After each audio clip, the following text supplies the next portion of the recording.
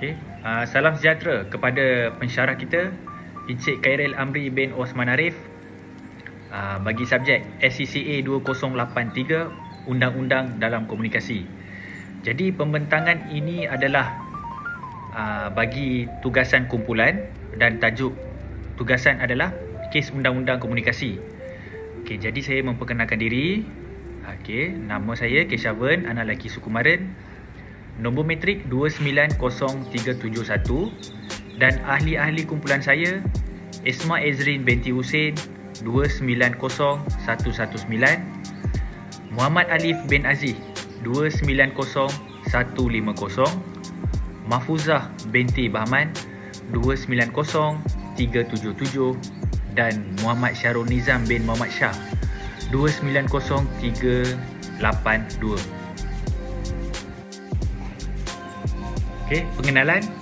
Isu berkaitan kes Undang-Undang Komunikasi yang dipilih. Isu-isu berkaitan kes Undang-Undang Komunikasi yang melibatkan Undang-Undang Cyber di Malaysia merangkumi pelbagai aspek yang berkaitan dengan peraturan teknologi, keselamatan digital dan penggunaan internet. Beberapa undang-undang penting yang perlu dipahami termasuk Akta Tandatangan Digital 1997, Akta Teleperubatan 1997, Akta Jenayah Komputer 1997 dan Akta Komunikasi dan Multimedia 1997. Setiap akta ini memainkan peranan penting dalam mengawal selia dan melindungi hak serta kepentingan pengguna dan penyedia perkhidmatan dalam ruang digital. Akta Tandatangan Digital 1997, Digital Signature Act 1997. Akta ini diwujudkan untuk mengatur penggunaan tanda tangan digital dalam urusan elektronik, termasuk urusan kontrak dan transaksi perniagaan dalam talian. Undang-undang ini membolehkan tanda tangan digital diiktiraf sebagai sah di sisi undang-undang, menggantikan keperluan tanda tangan fizikal.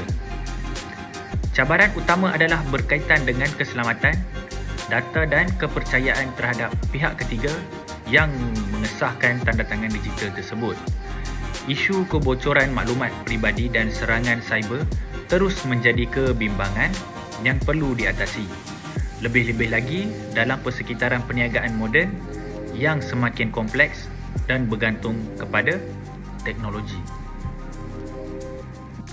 Terima kasih rakan saya saudara Keshavan. Seterusnya saya akan membentangkan mengenai Akta Teleperubatan 1997. Akta ini membenarkan penyediaan perkhidmatan perubatan melalui teknologi komunikasi atau teleperubatan yang mana bertujuan untuk kemudahan akses kepada perkhidmatan kesihatan di kawasan pendalaman. Akta ini juga menetapkan peraturan mengenai standard dan tanggungjawab perubatan yang perlu dipatuhi oleh pengamal kesihatan. Walaupun akta ini diperluaskan akses kepada perkhidmatan perubatan, terdapat juga kebimbangan mengenai kerahsiaan data pesakit dan keabsahan diagnosis yang dibuat tanpa pemeriksaan fizikal.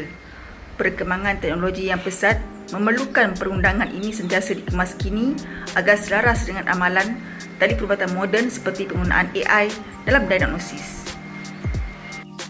Seterusnya, Akta Jenayah Komputer 1997. Akta ini digubal bagi menangani jenayah yang dilakukan melalui komputer dan rangkaian internet. Ianya meliputi jenayah seperti penggodaman, pengintipan cyber dan penyebaran virus. Undang-undang ini memberikan kuasa kepada pihak berkuasa untuk menyiasat, mendakwa dan menghukum individu yang terlibat dalam aktiviti jenayah cyber. Undang-undang ini menghadapi cabaran terus relevan dalam menangani sebarang bentuk jenayah cyber yang semakin canggih seperti serangan ransomware, kecurian identiti dan penipuan atas talian berikutan jenayah cyber yang semakin berkembang dengan pesat. Seterusnya, Akta Komunikasi dan Multimedia 1998. Akta ini bertujuan untuk mengawal selia sektor komunikasi dan multimedia di Malaysia, termasuk penyiaran, telekomunikasi dan internet. Ia memberi panduan kepada industri mengenai lesen, kawalan kandungan serta tanggungjawab terhadap keselamatan dan privasi pengguna. Akta ini juga berfungsi sebagai platform untuk memastikan bahawa pertumbuhan sektor komunikasi dan multimedia berjalan lancar. Antara isu utama akta ini adalah persoalan mengenai kebebasan bersuara dan penapisan maklumat dalam talian. Akta ini juga sering dikritik kerana dikatakan menghadkan kebebasan internet dengan membenarkan kerajaan untuk menyekat laman web atau kandungan tertentu yang dianggap tidak sesuai.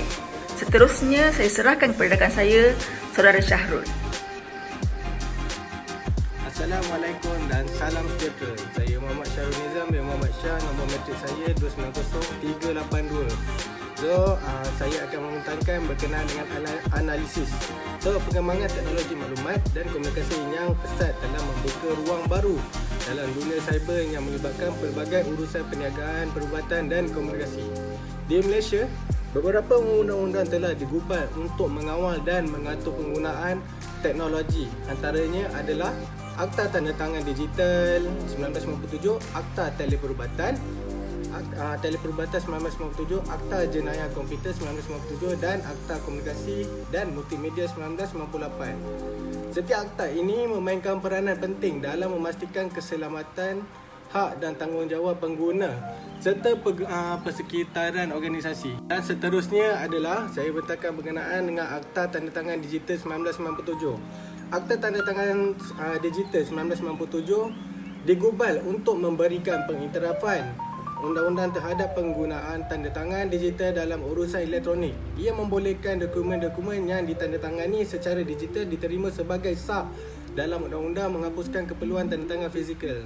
Contoh, kes yang melibatkan tanda tangan digital ialah kes formulir elektronik Sdn Bhd Telekom Malaysia Sdn Bhd, di mana isu utama adalah keabsahan tanda tangan digital dalam satu kontrak elektronik. Dalam kes ini, Mahkamah menegaskan bahawa tanda tangan digital yang sah mestilah mengikut prosedur yang telah ditetapkan oleh CA. Kes ini menunjukkan bahawa walaupun teknologi memudahkan urusan pematuhan terhadap undang-undang, tetap penting bagi memastikan kesahihan dokumen. Cabaran utamanya yang dihadapi dalam pelaksanaan akta ini adalah kepercayaan terhadap CA dan keselamatan maklumat dalam transaksi digital. Serangan cyber atau pencurian identiti boleh menjejaskan integriti tanda tangan digital sekaligus memerlukan peningkatan dan keselamatan cyber untuk menjaga keselamatan data pengguna jugalah. Dan seterusnya adalah Akta Teleperubatan 1997. Akta Teleperubatan 1997 diwujudkan untuk mengawal penyampaian perkhidmatan perubatan jarak jauh melalui penggunaan teknologi telekomunikasi. Ia bertujuan untuk menyediakan akses perubatan yang lebih luas, terutamanya di kawasan-kawasan luar bandar ataupun bagi individu yang tidak dapat menghadirkan diri secara fizikal.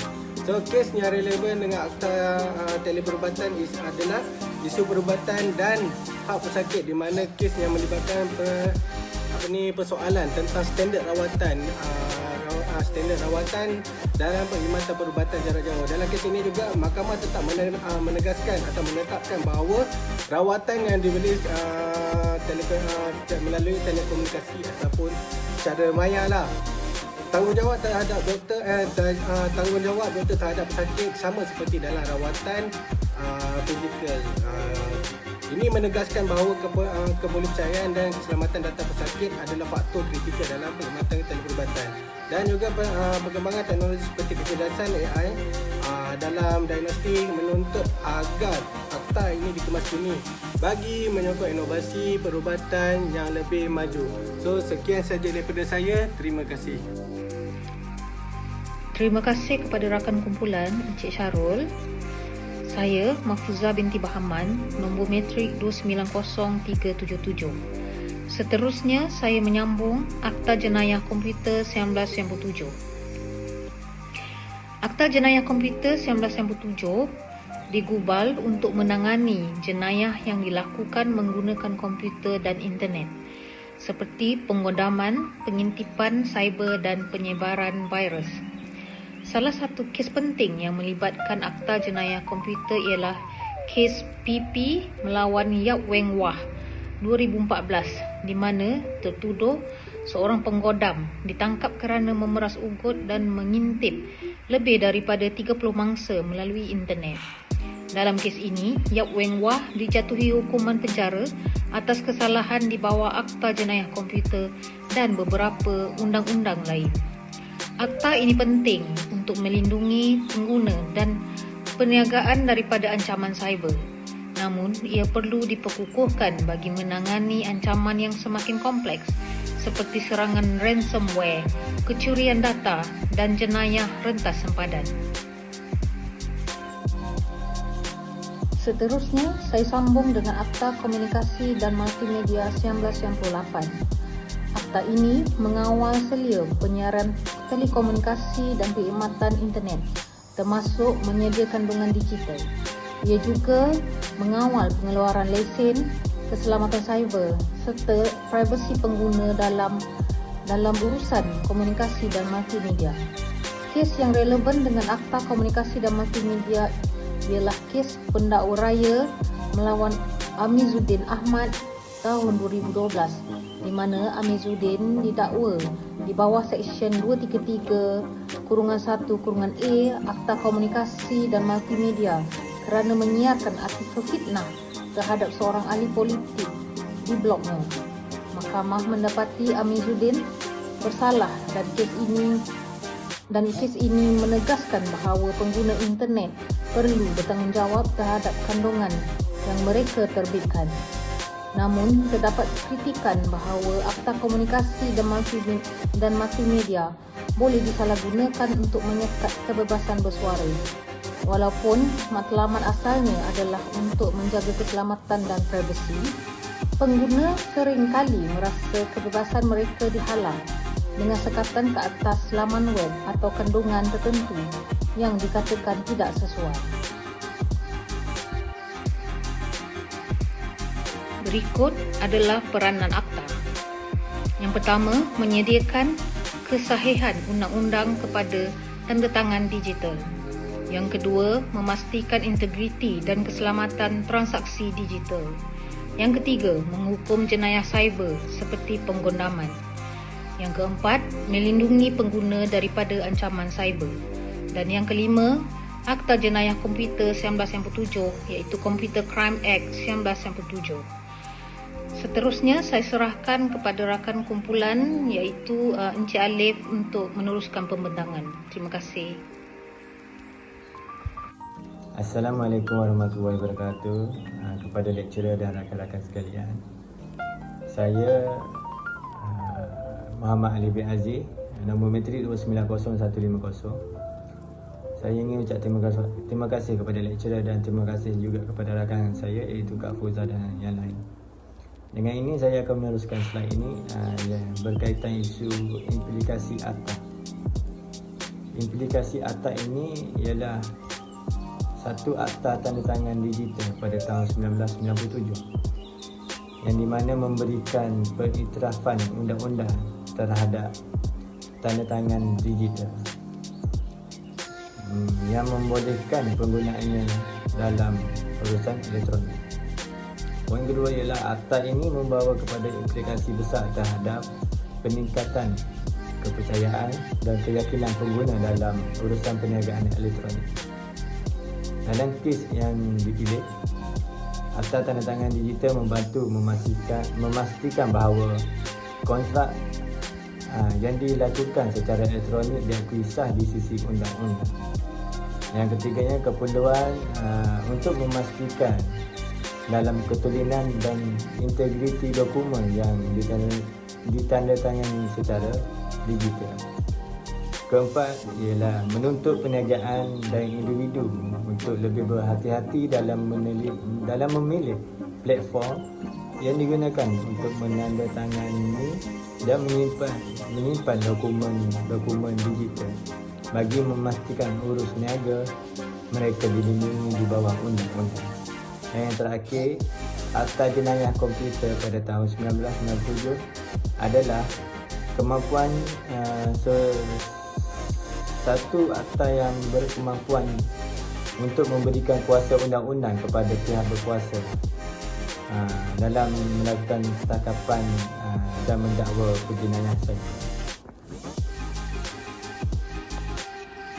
Okey, tajuk keduanya ialah di mana cadangan akta. Cadangan akta ini terjerumus kepada Akta Tanda Tangan Digital pada tahun 1997 telah memperkenalkan tanda tangan elektronik yang diiktiraf secara sah. Tetapi bagaimanapun dengan perkembangan pesat teknologi, terdapat ruang untuk memperbaiki akta ini supaya lebih berkesan.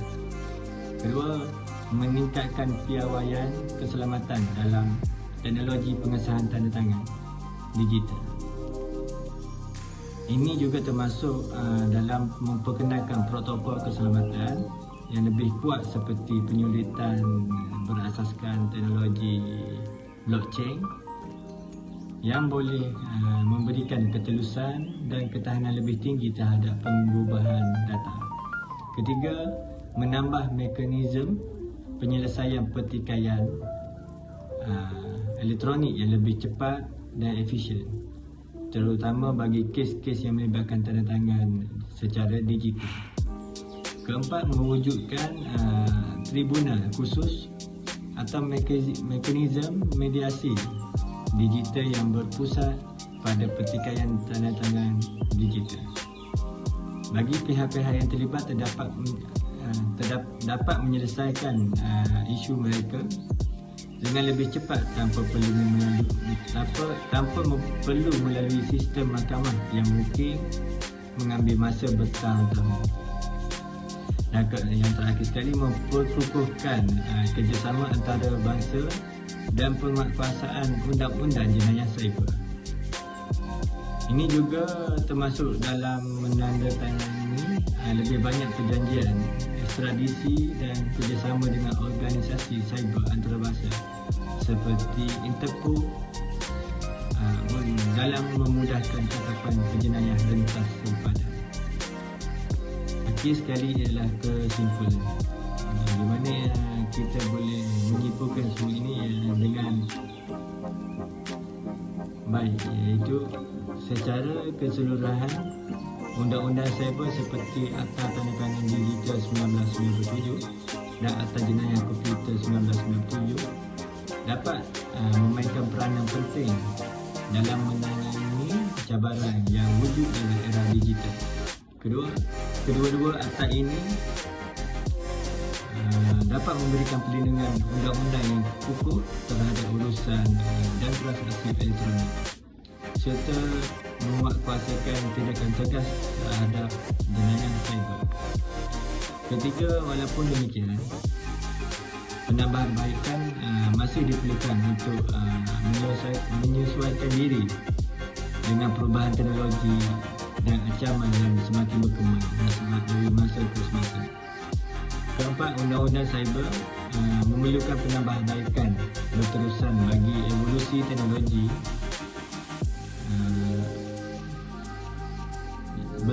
bagi memastikan ia tetap relevan dan berkesan dalam menghadapi evolusi teknologi yang pesat dan ancaman cyber yang semakin rumit.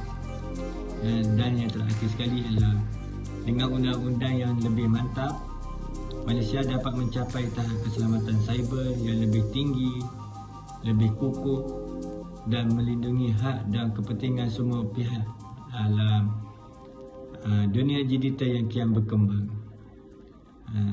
Itu sahaja daripada kami semua, Doktor. Sekian, terima kasih. Assalamualaikum warahmatullahi wabarakatuh.